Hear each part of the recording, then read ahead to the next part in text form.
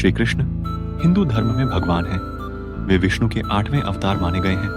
कन्हैया, माधव, श्याम, गोपाल, केशव, द्वारकेश या द्वारकाधीश, वासुदेव आदि नामों से भी उनको जाना जाता है।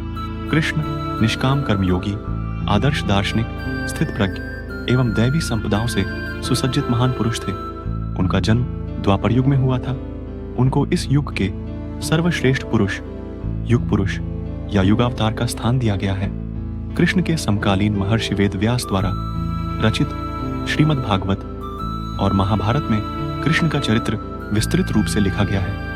भगवद गीता कृष्ण और अर्जुन का संवाद है, जो ग्रंथ आज भी पूरे विश्व में लोकप्रिय है।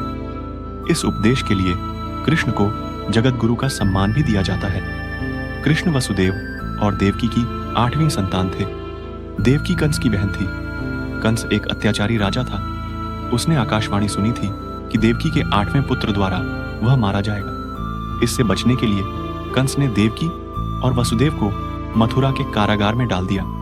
मथुरा के कारागार में ही भादो मास के कृष्ण पक्ष की अष्टमी को उनका जन्म हुआ। कंस के डर से वसुदेव ने नवजात बालक को रात में ही यमुना पार गोकुल में यशोदा के यहाँ पहुंचा दिया। गोकुल में उनका लालन पालन हुआ था। यशोदा और नंद उनके पालक माता पिता थे। बाल्यावस्था में ही उन्होंने बड़े बड़े कार्य किए, जो किसी सामान्य मनुष्य के लिए संभव नहीं थे। अपने जन्म के कुछ समय बाद ही कंस द्वारा भेजी गई राक्षसी पूतना का वध किया। उसके बाद शक्टासुर, तृणावर्त आदि राक्षस का वध किया।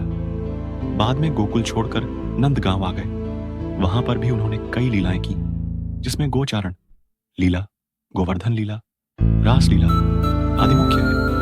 इसके बाद मथुरा में मामा कंस का वध किया। सौराष्ट्र में द्वारका नगरी की स्थापना की और वहां अपना राज्य बसाया। पांडवों की मदद की और विभिन्न संकटों से उनकी रक्षा की। महाभारत के युद्ध में उन्होंने अर्जुन के सारथी की भूमिका निभाई और रणक्षेत्र में ही उन्हें उपदेश दिया। 124 वर्षों के जीवन काल के बाद उन्होंने अपनी लीला समाप्त की। उनके अवतार समाप्ति के तुरंत बाद परीक्षित के राज्य का कालखंड आता है। राजा परीक्षित, जो अभिमन्यु और उत्तरा के पुत्र तथा अर्जुन के पौत्र थे, के समय से ही कलयुग का आरंभ माना जाता है।